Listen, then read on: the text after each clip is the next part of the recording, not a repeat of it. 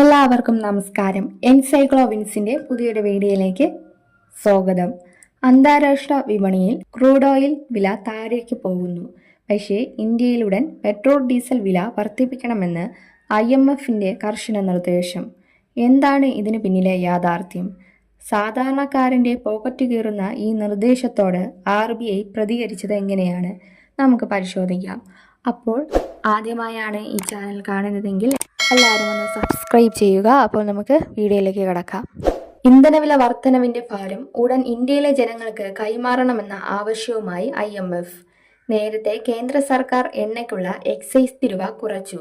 ഇതുകൂടാതെ രാസവളത്തിന് സബ്സിഡിയും നൽകുന്നുണ്ട്. ഇനി ഉയർന്ന എണ്ണ വിലയുടെ ഭാരം ജനങ്ങൾക്ക് നൽകണമെന്ന് IMF Asia Pacific director Krishna Srinivasan പറഞ്ഞു. ഇന്ത്യയുടെ സാമ്പത്തിക അവസ്ഥ മോശമാണെന്നും പരിധിയിലധികം സബ്സിഡി അനുവദിക്കാനുള്ള ശേഷിയില്ലെന്നും അദ്ദേഹം കൂട്ടിച്ചേർത്തു. എന്നാൽ പ്രസ്താവനയ്ക്കെതിരെ RBI deputy governor Poonam Gupta രംഗത്തെത്തി.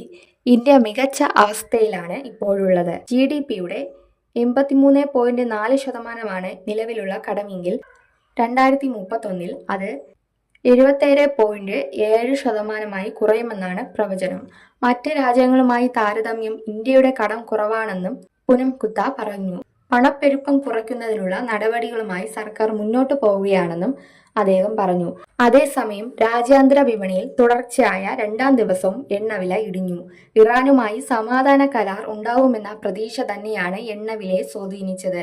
ബ്രാൻഡ് ക്രൂഡ് ഓയിൽ വില 1.7% ഇടിഞ്ഞ് $108 താഴ്ന്നു. West Texas intermediate crude oil വില 1.6% ഇടിഞ്ഞ് $100.60 എത്തി.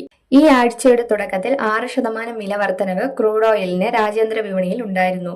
ക്രൂഡ് ഓയിലിന്റെ ഭാവി വിലകളും കുറഞ്ഞിട്ടുണ്ട്. ജൂലൈയിലെ ബ്രാൻഡ് ക്രൂഡ് ഫ്യൂച്ചർ നിരക്കിൽ 1.38%-ന്റെയും വെസ്റ്റ് ടെക്സാസ് ഇന്റർമീഡിയറ്റ് ക്രൂഡ് ഓയിലിന്റെ വിലയിൽ 1.47%-ന്റെ കുറവുണ്ടായി.